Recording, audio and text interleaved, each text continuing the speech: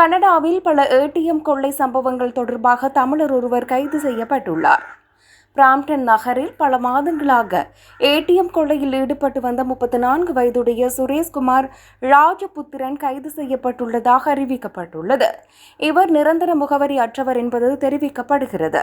கடந்த 16ஆம் தேதி கைதான சுரேஷ்குமாரின் மீது 3 குற்றச்சாட்டுகள் பதிவு செய்யப்பட்டு பிணை விசாரணைக்காக காவலில் வைக்கப்பட்டுள்ளார்.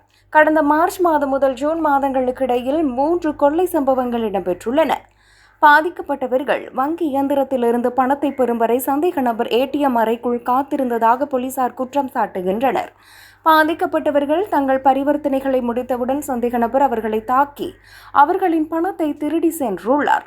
இதில் பாதிக்கப்பட்டவர்களில் ஒருவர் முதியவர் எனவும் போலீசார் குறிப்பிட்டுள்ளனர். இந்த நிலையில் பொதுமக்கள் எல்லா நேரங்களிலும் தங்கள் சுற்றுப்புறம் குறித்து விழிப்புடன் இருக்குமாறு போலீசார் கேட்டுக் கொண்டுள்ளனர். குடியிருப்பாளர்கள் குறிப்பாக ஏடிஎம் பயன்பாட்டின் போது மிகுந்த அவதானம் தேவை என சுட்டிக்காட்டப்பட்டுள்ளது. சம்பவம் தொடர்பில் கைது செய்யப்பட்டுள்ள சுரேஷ்குமாரனுக்கு எதிராக குற்றச்சாட்டுகள் எதுவும் இதுவரை நீதிமன்றத்தில் நிரூபிக்கப்படவில்லை.